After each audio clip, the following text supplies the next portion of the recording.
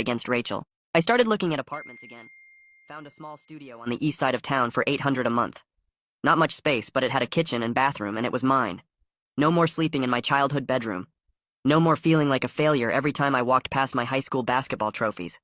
I signed the lease and moved in the following weekend. Dad helped me move my stuff in his truck since I still did not have mine back.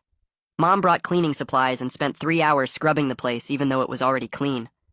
They left and I sat on my air mattress in the empty studio. It felt good, like I was finally getting my life back piece by piece. Uncle Jefferson called me that week. He told me not to worry about paying back the $3,000 for the private investigator right away. Seeing Rachel exposed in court was payment enough for him, but I insisted on setting up a payment plan anyway. $50 a month until it was paid off. He tried to argue, but I would not budge. He loaned me that money when I desperately needed it, and I was going to pay him back properly. 2 weeks after the DNA test results, Mitchell called with news Diane Roth had withdrawn from representing Rachel, filed paperwork with the court removing herself from the case completely.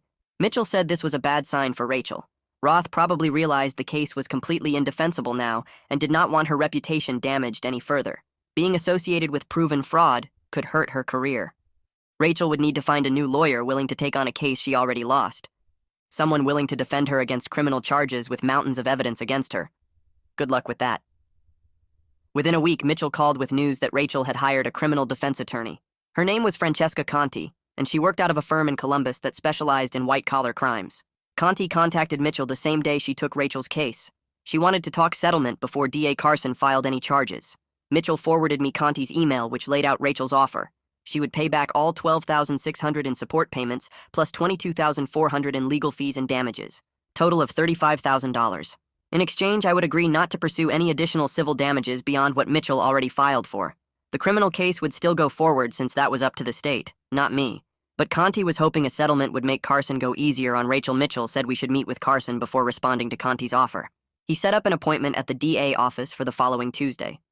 Carson's office was in the county building downtown, 3rd floor, with windows overlooking the courthouse where the DNA test had destroyed Rachel's lies. Carson was younger than I expected, maybe 40, with a neat beard and glasses. He shook my hand and gestured for Mitchell and me to sit in the chairs across from his desk. Carson opened a file folder and flipped through some papers before looking up at me.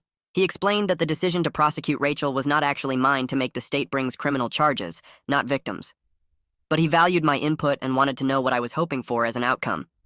Did I want restitution and an apology, or did I want to see this go to trial with possible jail time for Rachel? I sat there thinking about it for a minute.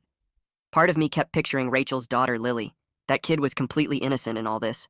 She did not ask to have a mom who lied and committed fraud. If Rachel went to jail, Lily would suffer for something she had no